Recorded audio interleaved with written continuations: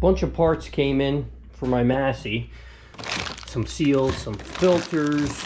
You know, I need to do a full service. All the fluids need to get changed. I got a new grill, new steering wheel, also a new seat. I realized last night this is the old seat bracket off of the tractor.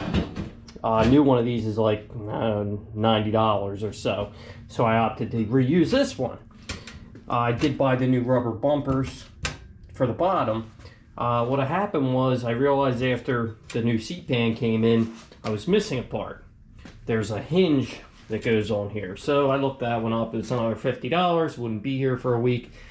So I just used some scrap I had laying in the garage, some flat bar stock, some metal tubing, a couple bolts, and I quickly whipped up this hinge mechanism. It's not the most beautiful thing, but it's going to work. So I'm going to bolt this up onto the seat and get the seat back on the tractor. And then I'll begin starting the fluid change.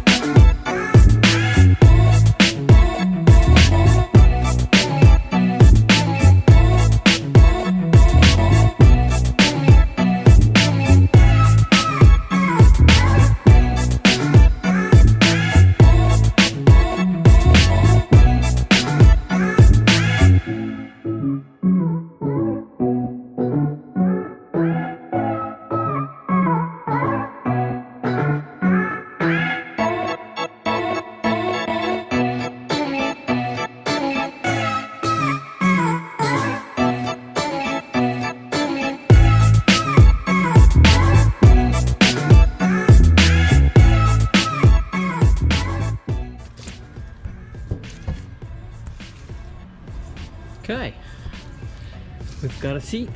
Well, seat pan, the pad's inside. I'm going to try to keep that nice before I don't want to get it all rusty and dirty. Seat flips back, dumps any water out, looks good. What I did was I just changed the steering wheel out. Should have videoed it, but it was a bit of a pain, some frustrations. I used every puller I had, none of which would pull it off. It was just too rusted. What ended up working out the best was I took my portaband, I cut the spokes off of the shaft here, and then you could see where the keyway was, and I cut a vertical slit right on the outside of the keyway. Then I was able to take a cold chisel, knock the keyway out, some twisting back and forth, and it came right off. I would recommend doing it that way. I wouldn't even bother trying to use a puller if this thing's been on there like for 60 years like this one has. So now I got a fresh wheel, air filter's clean. I had to put a new lifter pump on, so this is all clean. So we're slowly bringing it back to life. I'm going to swap out the next thing I'm going to do. The boots came in for these to keep the water out. I got to do that first. No sense changing the transmission fluid if water's still leaking in. So I'm going to keep plugging away at it.